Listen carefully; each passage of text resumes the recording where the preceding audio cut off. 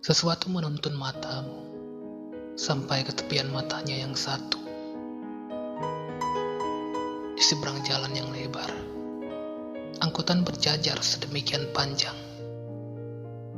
Tidakkah ada celah bagi tubuhmu?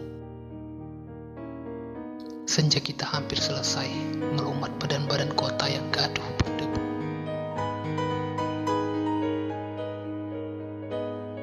Aku hanya dapat saksikan matamu yang teduh menyelinap di antara sesak.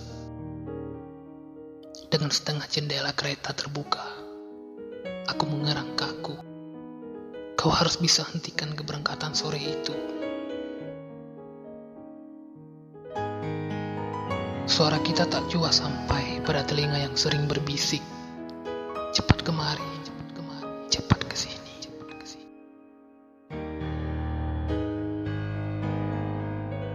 Keterlambatan ini begitu terasa nyeri di dadaku yang tertinggal sunyi.